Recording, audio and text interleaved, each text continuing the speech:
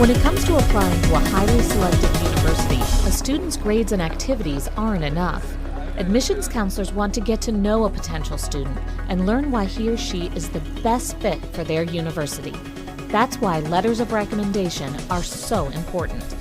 This video will help you write a great letter of recommendation for any school. Here to help is college insider Douglas Christiansen. He's Vanderbilt University's Vice Provost for Enrollment and Dean of Admissions. Admissions officers, we spend a lot of time on reading those letters of recommendation because it truly helps us understand who the student is. Why is a letter of recommendation so important?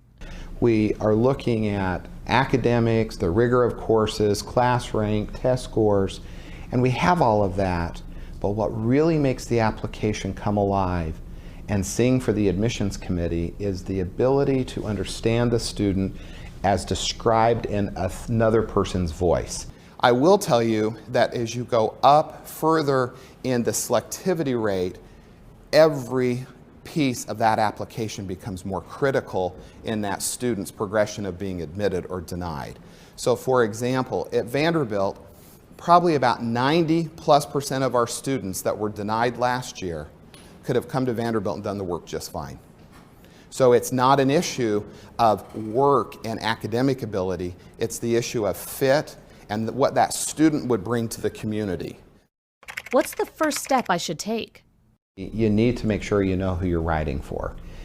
We really are looking for these teacher recommendations and the college counselor recommendation of people that can help us triangulate all the data in the application that really helps us understand this student.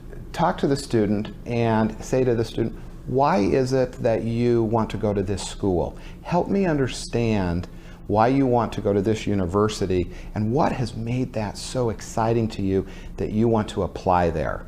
Responsibility is just not yours. It is the student's responsibility to prepare you, help you understand what they're looking at. It's not the last minute, just write the letter for me. They have to vest in what you're going to vest, in the time. What's the difference between a counselor and a teacher recommendation? We really want the college counselor to talk about the context of the school, the context of the student body, whereas we want the teachers, and where it will help your students the best, is to really think about telling the story about the individual. But I would caution also, while you talk about the intensity, that it doesn't become a description that's half about the high school and not about the student. It is the intensity of the student within the high school.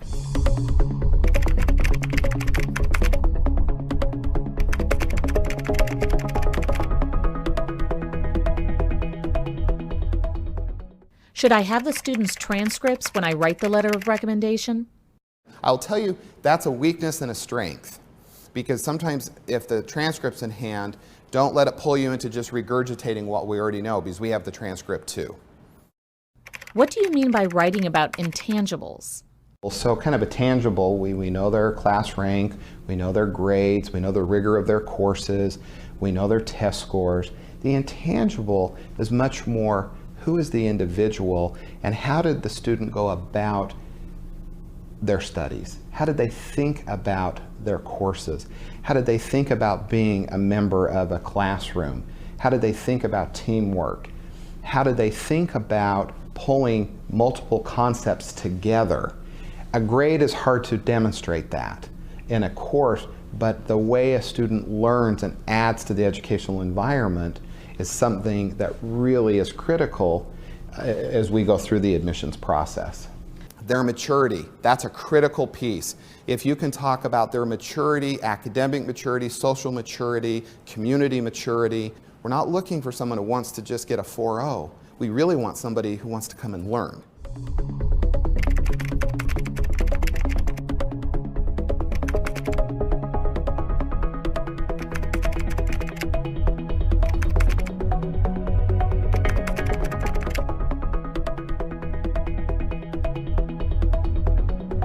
How do I make my letter unique without going over the top?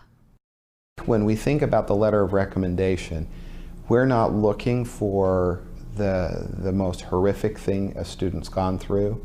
We're not looking for someone who has had the most positive thing happen in their life to them. Now that could be the case, but it is being authentic.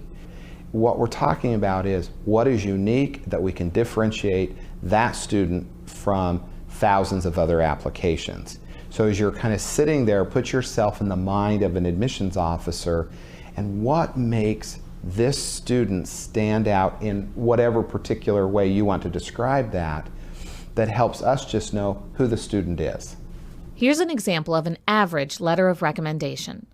Dear admissions counselor, it is with great pleasure I recommend Mary to your university.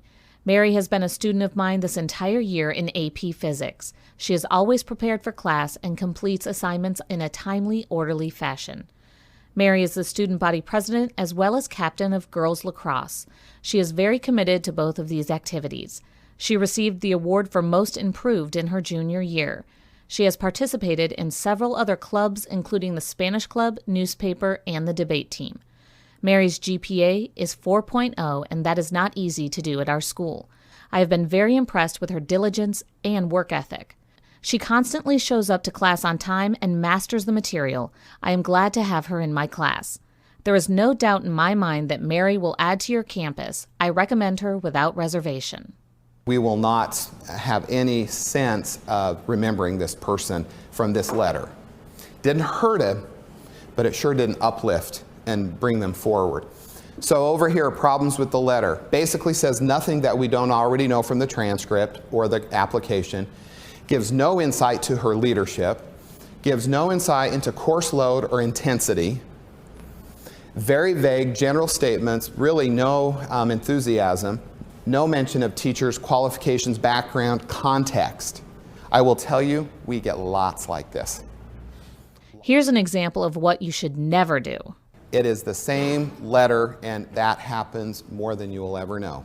So this is 2 letters written by the same teacher to the same institution about 2 different students.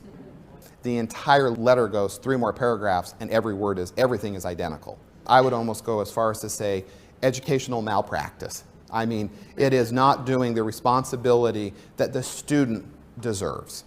It's when you start saying, this was the best student I've ever had, and it's in every letter, or I recommend that this student be admitted under any circumstance. That's where every student you have, I'm sure, you wouldn't recommend the same. What makes an excellent letter of recommendation? I think the recommender really needs to understand the student and can tell a story. That's the critical piece. It's not facts and figures. It's tell us a story of how a student did X or Y, but why was that important and how did it help the environment, the home environment, the work environment, the educational environment, but the recommender needs to understand the student.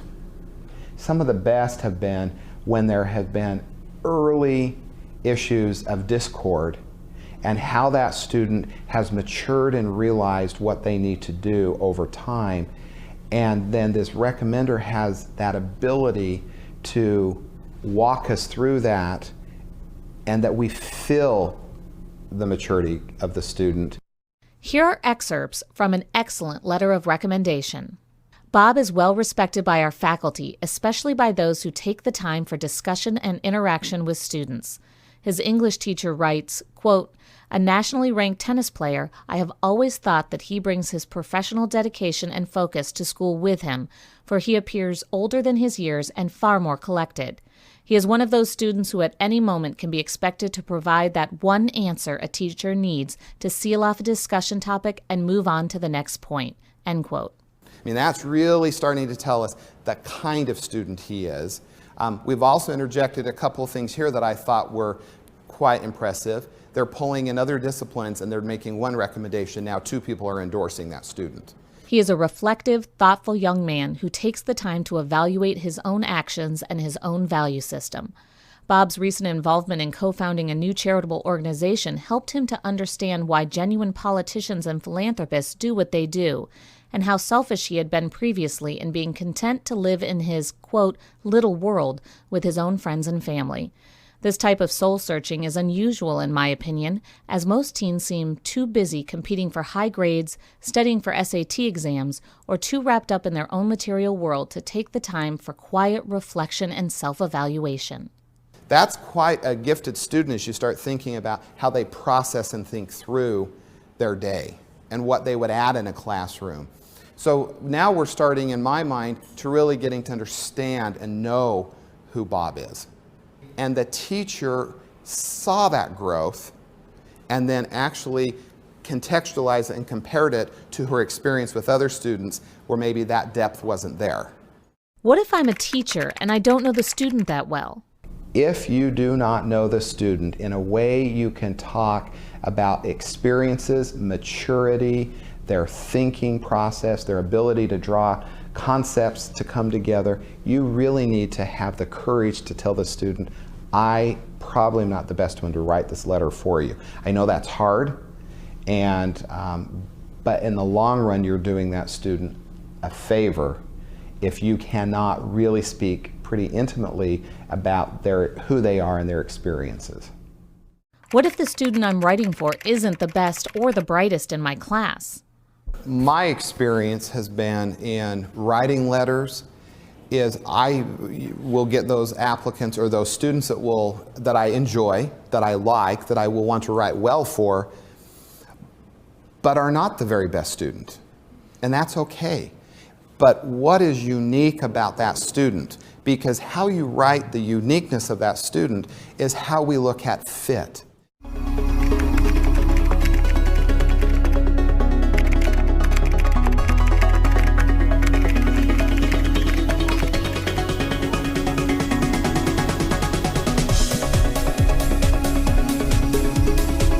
You're helping us understand who the human being is, and that's the key.